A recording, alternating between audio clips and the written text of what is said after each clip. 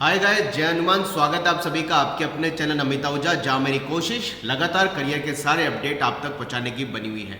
Guys, आज के इस वीडियो में हम बात करने वाले हैं कुछ ऐसी बातों की जिसमें जो केवल एकेडमिक्स से आपके रिलेटेड तो नहीं है। हालांकि बच्चे मुझे बार बार ये कहते हैं कि सर, पढ़ाई का टाइम जैसे जैसे एग्ज़ाम को लेकर के नज़दीक आ रहा है वो कम होता जा रहा है, मोटिवेशन पता नहीं कहाँ चला गया है, दिमाग प्रॉपर तरीके से जब इतना टाइम एक्स्ट्रा मिल गया तो वर्किंग नहीं कर रहा है। तो क्या कुछ ऐसी बात हमें बताई जा सकती है या ऐसी बात हमें समझाई जा सकती है जिससे हम और अच्छा पढ़ना चालू करें। तो गाइज, आज के इस वीडियो में ना कोई काउंसलिंग की बात करने वाला हूँ, ना किसी कॉलेज के कट ऑफ की बात करने वाला हूँ, ना कॉलेज में एडमिशन की बात करने वाला हूँ, लेकिन हाँ, बात करने वाला हूँ ताकि आप इन बातों को समझ करके कि ऐसे भी एग्जाम्पल हैं जो मेरी खुद की रियल लाइफ में है, जो बच्चे ऐसे एग्जाम्पल सेट करके आप सबके लिए गए हैं, जो जानकर और समझकर अगर आप उन चीज़ों को समझें, अगर आप ये समझें कि ये बच्चे अगर ऐसा कुछ करके दिखा सकते हैं तो हम क्यों नहीं, तो आप अपनी पढ़ाई को और अच्छा कर सकते हैं।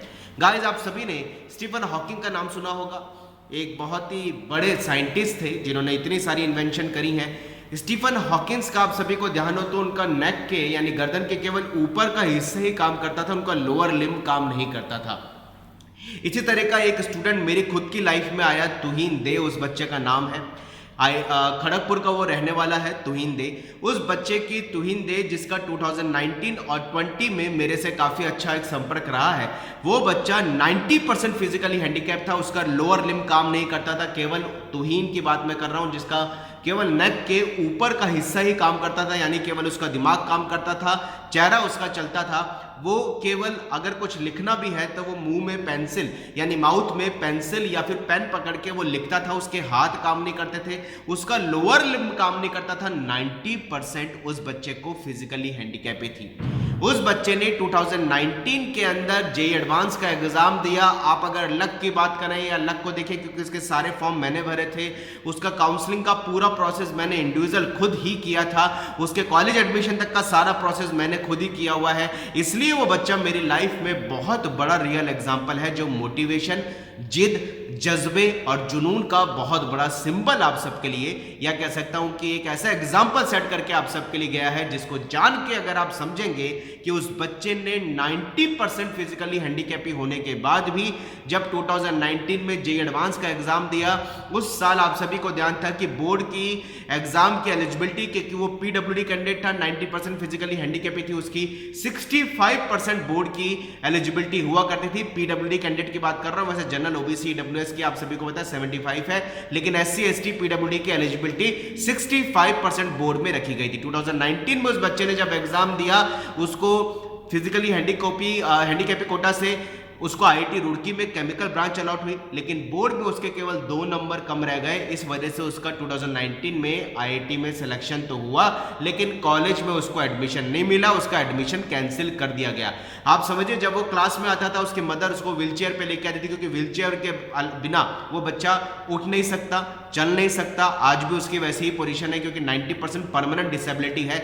2019 में उसको आईआईटी की सीट तो मिली, लेकिन बोर्ड की एलिजिबिलिटी के कारण वो आईआईटी में एडमिशन नहीं ले पाए। लेकिन अगर आप देखें उस बच्चे का जिद और जज्बा और जुनून, जब उसकी मदर उसको व्हीलचेयर में ही क्लास में लेके जाती थी, सारा काम उसकी मदर उसका करती थी, क्योंकि वो खुद कुछ नहीं कर सकता था। वो मुंह से पेंसिल को पकड़ के, पेन को पकड़ के लिखता था। इसका एग्जाम में उसको स्क्राइब की जरूरत पड़ी, एग्जाम में उसको स्क्राइब भी मिला, लेकिन जब उस बच्चे का 2019 में एडमिशन नहीं हुआ, तब भी उस बच्चे ने हार नहीं मानी और 2020 के अंदर उसने वापस से जेईई मेन और जेईई एडवांस का एग्जाम दिया। 1 साल वापस से स्ट्रगल किया, क्योंकि उसके मैंने 3 साल के स्ट्रगल उसकी जिंदगी के मैंने बहुत नजदीक से देखे हैं कि जो बच्चा अपने शरीर को यूज नहीं कर सकता, वो क्लास में बैठने के लिए, जब उसकी मदर साथ में बैठती थी, मदर उसके नोट्स बनाती थी और वो बच्चा क्लास में केवल अपने फेस से, अपनी आईज से चीजों को सुनता था और दिमाग में उसको रिस्टोर करता था और एग्जाम में उसको एग्जीक्यूट करके आता था। तो 90% फिजिकली हैंडीकैप वाला बच्चा जब 2019 के अंदर सिलेक्शन के बाद भी आईआईटी नहीं पहुंच पाया, तब भी उस बच्चे ने अपने जिद, जज्बे और जुनून से 2020 में दोबारा से जेईई एडवांस और जेईई मेन का एग्जाम दिया। लेकिन उस साल उसने बोर्ड का इंप्रूवमेंट का एग्जाम दिया, लेकिन 2020 में आप सभी को बताया कि 2020, 2021 और 2022 में बोर्ड की एलिजिबिलिटी हटा दी गई। वो बच्चे के 65 की एलिजिबिलिटी उसकी बनी, लेकिन सर्कमस्टांसेस से 2020 के अंदर उसकी जेईई एडवांस में कुछ मार्क्स कम रह गए और उसके आईआईटी की सीट उसके हाथ से चली गई। लेकिन जेईई मेन के अंदर उस बच्चे की रैंक आई और उसको पीडब्ल्यूडी कोटा से आईआईसी शिवपुर, जो कि आईआईटी है, आपने नाम सुना होगा आईआईसी शिवपुर, वहां उसको सीएस ब्रांच मिली और वो बच्चा आज 3rd ईयर का स्टूडेंट है। तो जब 90% वाला बच्चा अपने स्ट्रगल से, अपनी मेहनत से, जिसका केवल फेस ही काम करता है, गर्दन के ऊपर का हिस्सा काम करता है, उसका लोअर लिम्ब काम नहीं करता है, उसके बावजूद उसने 2019 में आईआईटी की सीट निकाली, आईआईटी की सीट उसको मिली, लेकिन बोर्ड के कारण उसकी सीट रिजेक्ट हो गई। फिर भी 2020 के अंदर उसने आईआईसी शिवपुर, जो कि एनआईटी है, वहां उसको सीएस ब्रांच में एडमिशन मिला। जब 90% फिजिकली हैंडीकैप बच्चा अपनी पढ़ाई को कंटिन्यूअस मेंटेन रखते हुए, अपने जज्बे, अपने जोश और जुनून से लगातार पढ़ाई करते हुए, कॉलेज के अंदर उसका एक सपना है कि उसको साइंटिस्ट बनना है, और अमूमन तौर पे जो बच्चा 90% फिजिकली हैंडीकैप है, अगर उसका दिमाग केवल काम कर रहा है, कोई और शरीर का पार्ट नहीं काम कर रहा, वो बच्चा अपने जज्बे और जुनून से अगर आईआईटी की सीट निकालने के बाद एनआईटी की सीट भी निकाल सकता है, 1 साल पेशेंस रखे, तो फिर आप पढ़ क्यों नहीं सकते। यानी जब 90% फिजिकली हैंडीकैप वाला बच्चा इतने मजबूत इरादों से, इतने मजबूत जज्बे, जोश और जुनून से टारगेट बनाते हुए अपनी मंजिल को हासिल कर सकता है, तो आप तो पूरे के पूरे कह सकते हैं, आपका तो 100% बॉडी का पार्ट काम अच्छे से करता है। तो अगर वो बच्चा अपने जज्बे से, जोश से, जुनून से अपनी मंजिल को हासिल कर सकता है, तो फिर आप अच्छे तरीके से मेहनत क्यों नहीं कर सकते। हालांकि आईआईटी की सीट जब उसको मिली, उसके हाथ से गई, बोर्ड के केवल 2 नंबर मार्क्स के कारण बच्चा बहुत ज्यादा हैरेस हुआ, बहुत ज्यादा परेशान हुआ, लेकिन उसने अपने दिमाग को फिर संभाला, फिर 1 साल अच्छी मेहनत करी और 2020 के अंदर एनआईटी के अंदर सीएस ब्रांच निकाल के चला गया।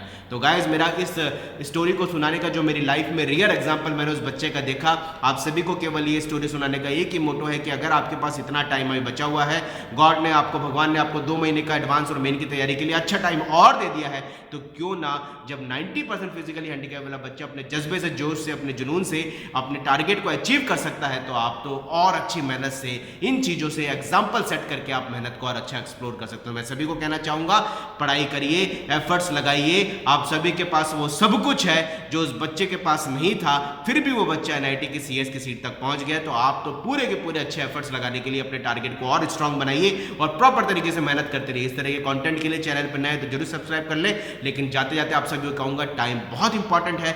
जिंदगी में जो आपको समय मिला है, समय का यूज करिए, क्योंकि बाद में समय निकलने के बाद बहुत पछतावा होता है और इसका कोई फायदा नहीं होता है। चलिए guys, wish you all the best. उम्मीद करता हूं ये वीडियो, ये एक जो स्टोरी हमने सुनाई है, जो रियल लाइफ एग्जांपल हमारी लाइफ में हमें देखने को मिला, आपको कहीं ना कहीं मोटिवेट करेगा, सपोर्ट करेगा और पढ़ने के लिए और अच्छे तरीके से प्रेरित करेगा। Wish you all the best. जय Hanuman, bye bye, thank you very much.